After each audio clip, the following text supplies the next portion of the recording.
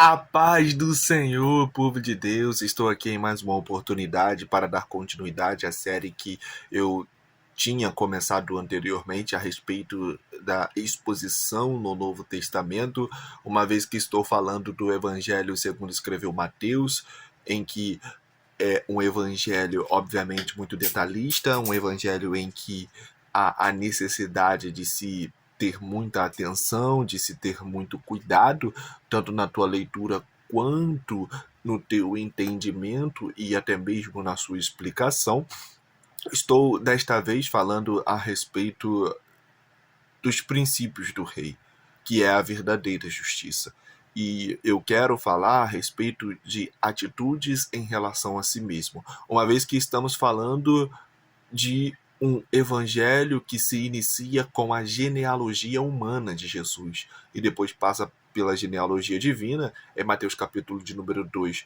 Jesus nasce em Belém, em um ambiente que não era tão conhecido e até mesmo reconhecido pelo povo judeu, mas mesmo assim Jesus ele nasce na manjedoura de Belém, porque não tinha lugar para ele na hospedagem, ele já era rejeitado até mesmo no seu nascimento, e Jesus vai para Belém. Em Belém ele nasce e em Belém ele se desenvolve como um neném com o seu pai e com a sua mãe, mas depois que ele nasceu, os magos vieram do Oriente para o adorar, e os magos deram para Jesus, obviamente, presentes, ouro, prata, bronze, tudo o que era necessário para que Jesus fosse adorado e reconhecido, mas os magos falaram com Herodes. Falaram com Herodes a respeito do nascimento do rei dos judeus. Eles eram considerados cientistas ou astrólogos, depende do que você quer falar, porque tem o mesmo sentido. Eles eram pessoas que se baseavam em sonhos, baseavam em estudos, e um dos estudos era que nasceria uma estrela que indicaria que Jesus nasceria, e eles foram direcionados por essa estrela e chegaram em Belém. Depois disso, Belém foi reconhecida como o local do nascimento de Jesus. Jesus nasce e Herodes não suportava a ideia de haver outro rei dos judeus senão ele, e Herodes manda matar todo o menino abaixo de 2 anos que estava localizado em Belém, porque Herodes era cruel, ele era maldoso, ele matou cerca de 9 esposas que teve e também matou a sua esposa, que era legítima e que, obviamente, ele teve a desconfiança de que o seu irmão estava se envolvendo com ela, e matou 2.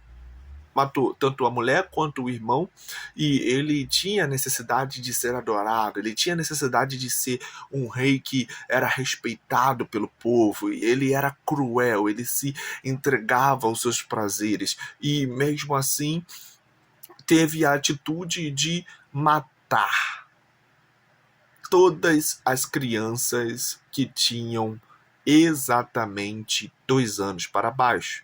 E Deus avisou a José e a Maria em sonhos, e eles fugiram para o Egito. Lá no Egito havia alguns judeus, e eles ficaram lá até o momento determinado de Herodes morrer. E Herodes morreu, e Deus avisou a José em sonhos o momento em que ele deveria retornar, e quando ele retorna, Arquelau está ali tomando conta de todo o Império Romano, porque naquela região ele era responsável por tomar conta pelo Império Romano daqueles que estavam submetidos ao governo do Império Romano.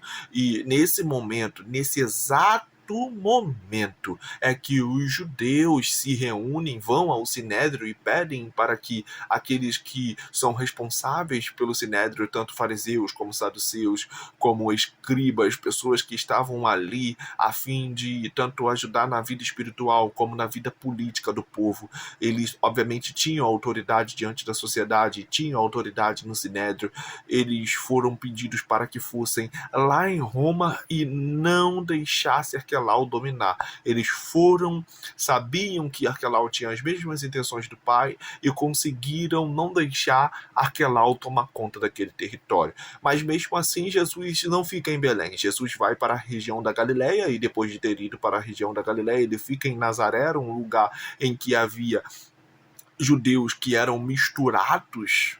É isso mesmo, judeus que não eram considerados judeus que eram puros. Então, era um lugar que as pessoas desprezavam Jesus, porque não era um lugar, obviamente, reconhecido. Então, estamos falando que Jesus ficou entre Mateus capítulo de número 2 a Mateus capítulo de número 3, 30 anos se preparando. E em Mateus capítulo de número 3, o João Batista fala a respeito de Jesus, ele começa a batizar no Jordão, ele está com roupas de camelos e até mesmo comendo mel silvestre, e prega a mensagem do arrependimento, dizendo: arrependei-vos, porque é chegado o reino dos céus, eu vos batizo com água, mas vem um após mim, que é mais poderoso do que eu, e ele vos batizará com o Espírito Santo e com fogo. É por isso que João Batista vem. Ele vem no espírito do profeta Elias, se vestindo da mesma forma que o profeta Elias se vestiu, conforme Malaquias já havia predito no Antigo Testamento. Ele vem anunciando a Jesus. Jesus aparece. Nesse momento em que Jesus aparece, Jesus cumpre toda a justiça, mesmo que João Batista não queira batizá-lo. João Batista queria que Jesus o batizasse, mas Jesus se batizou para que a justiça fosse cumprida.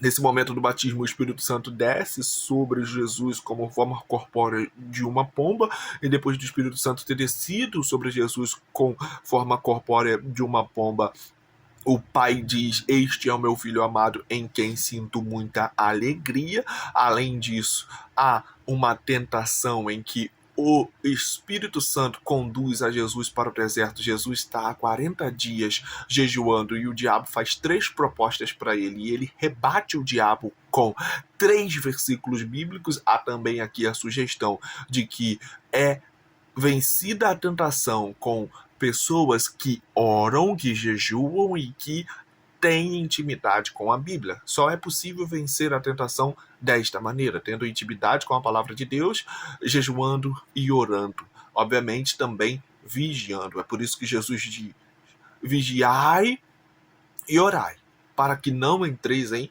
tentação. Chegamos então em Mateus capítulo de número 4, quando Jesus é autorizado, depois de ser alimentado pelos anjos, para poder iniciar o seu ministério. E ele inicia o seu ministério convocando André, convocando Pedro, convocando João, convocando Tiago, e obviamente a maioria daqueles que eram apóstolos eram pescadores, pessoas que, quando não estavam comprometidos com a pesca, estavam comprometidos com o cuidado do barco, estavam comprometidos com o cuidado da rede, ou seja, eram pessoas ativas, consideradas eles pescadores de peixes, foram chamados por Jesus para serem pescadores de almas, ou seja, evangelistas. Estamos então no início do ministério de Jesus, início esse que iniciou com autoridade, pois foi aprovado diante das suas provações, e além de ser aprovado, ele vivia uma vida de dedicação ao estudo, ele vivia uma vida de dedicação à oração, e porque vivia uma vida de dedicação à oração, ele ensinava, pregava, expulsava demônios, curava enfermos, porque ele tinha intimidade com Deus e com a palavra de Deus. Então, chegamos em Mateus capítulo de número 5, onde ele sobe ao monte. Ele sobe ao monte e ele quer ensinar um sermão que é mais poderoso do que qualquer sermão que já ouvimos e que já fomos ministrados. Eu sempre falo que existem sermões que marcaram a história tanto da Bíblia Sagrada como da igreja. Por exemplo, Esdras pregou para o povo judeu depois do cativeiro babilônico, e os teólogos trabalham com a ideia de que quando ele pregou, houve também a escrita do Salmo 119, que exalta a palavra de Deus, e ele ficou pregando desde o amanhecer até praticamente meio-dia, e o povo ficava ali ouvindo. Houve a pregação, por exemplo, de Moisés, quando ele está aos pés do Rio Jordão e ele sabe que ele vai ser morto, e ele começa a escrever Deuteronômio. Há, por exemplo, a pregação de Pedro em Atos capítulo de número 2, há a pregação de Estevão, Atos capítulo de número 7, há a pregação de Paulo em Atenas, há a pregação de Paulo, por exemplo, conforme diz o capítulo de número 18 de Atos em Corinto, capítulo de número 19, ele prega em Jerusalém. Aliás, em Éfeso, capítulo de número 20, ele prega em Cesareia, ou seja, também tem na história da igreja diversos tipos de sermões por Martin Lutero, Joe Wesley, Joe Hus, John Knox, pelo Jonathan Edwards. Eu sempre gosto de enfatizar o sermão de Jonathan Edwards, Pecadores na Mão de um Deus Irado, em que ele está passando por um período de frieza na Inglaterra e ele começa a orar a Deus, orar a Deus, orar a Deus, e ele ora a Deus, e ele ora a Deus, e Deus o ilumina para que escreva o sermão Pecadores na Mão de um Deus Irado, e no dia em que ele está pregando este sermão Pecadores na Mão de um Deus Irado a uma pessoa que é considerada taquigrafista, que escreve todas as palavras que a outra pessoa está perto dela falando, e esse taquigrafista levou essa taquigrafia para o governo, e o governo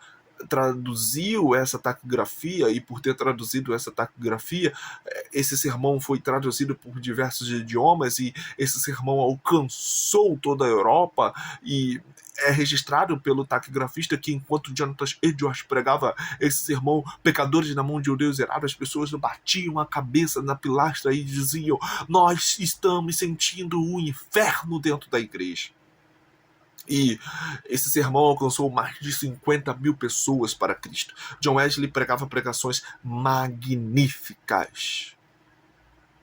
Charles Spurgeon pregava pregações magníficas. George Lee Mahmood pregava pregações magníficas. Entretanto, nenhuma pregação se compara com o Sermão do Monte, porque é uma pregação que revolucionou a mente humana. Há pessoas, conforme o Dr. Warren destaca, que trata o Sermão do Monte como um plano de salvação de Deus. Outras tratam como um plano somente para obedecer regras. Outros tratam como um prol da paz mundial. Outros ainda dizem que o Sermão do Monte não se aplica aos dias de hoje, mas o Sermão do Monte é exatamente o sermão crucial das doutrinas cardeais cristãs. E a chave do Sermão do Monte, conforme o Dr. Warren diz, lembrando que isso não é predominante, é um comentário do Dr. Warren, e ele diz que é exatamente Mateus capítulo de número 5, versículo de número 20, que diz: se a vossa justiça não exceder em muita dos escribas e fariseus, jamais entrareis no reino dos céus. O que ele está querendo dizer é o seguinte: os escribas e os fariseus, eles ensinam uma justiça que é exterior, eles ensinam uma justiça que é obedecida por regras. Você tem que cumprir as regras, mesmo que o seu interior esteja sujo e cheio de maldade. Você tem que cumprir regras que indicam humildade, mas você não é humilde. Você tem que cumprir regras que indicam alegria, mas você não é alegre. Você tem que cumprir regras, tanto mandamentos de leis a respeito de Deus, como mandamentos de homens, mas você não tem isso no teu interior. E Jesus, ele diz aqui que esta justiça, ela deve exceder, ela deve ultrapassar dos escribas, porque ela deve partir de um coração sincero. E aí, o capítulo de número 5, versículo de número 1 já diz: Jesus, vendo as multidões, Ele viu de maneira íntima as multidões. Esse verbo aqui, vendo, traduzido para o grego, ou do aramaico para o português, é ver de maneira profunda. Ele viu as multidões, subiu a um monte e, assentando-se, os seus discípulos aproximaram-se dele. E Jesus, abrindo a boca, os ensinava, dizendo: Bem-aventurados os pobres em espírito, pois deles é o reino dos céus. Bem-aventurados aqui é uma ideia, por exemplo, conforme o Dr. Warren diz, que tem um significado muito forte para os que ouviam Jesus naquele dia, pois expressava a ideia de alegria divina e perfeita. Não era um termo usado para os seres humanos, pois descrevia o tipo de alegria experimentado apenas por deuses ou por mortos. Essa bem-aventurança sugeria satisfação e suficiência interior que não dependia das circunstâncias externas para ter alegria. É isso que o Senhor oferece aos que confiam nele. Os pobres de espírito que Jesus está dizendo aqui é os humildes. E essa atitude em relação a si mesmo, de humildade, quer dizer que nós não devemos nos sentir superiores a alguém que está do nosso lado, e isso deve satisfazer o nosso interior. Humildes como filhos, humildes como pais, humildes como ovelhas, humildes como servos, humildes como funcionários, humildes como amigos, e nos satisfazermos com essa humildade. E temos uma humildade que provém do interior, não uma humildade que é exterior. É uma humildade interior. É uma atitude em relação a si mesmo. É entender que eu não sou melhor do que ninguém e me satisfazer interiormente com isto. É isto o que Jesus está querendo dizer. E é isto que nós temos que levar para o nosso dia a dia. A humildade, a partir do princípio em que Jesus está dizendo, é uma humildade verdadeira, é uma humildade sincera, é uma humildade que deve deitar na nossa realidade e no nosso dia a dia. A humildade de Jesus. Bem-aventurados, ou seja, felizes aqueles que são humildes. Porque esta é a verdadeira felicidade. Deus abate aos soberbos. E o que está sendo transmitido aqui é que a humildade é o que Deus deseja que tenhamos, que Jesus ensina que tenhamos, que nós devemos ter no nosso dia a dia. Deus abençoe a sua vida, a sua casa e a sua família. E o assunto seguinte é exatamente atitude em relação ao pecado, baseado em Mateus capítulo de número 5, dos versículos de número 5 a 6.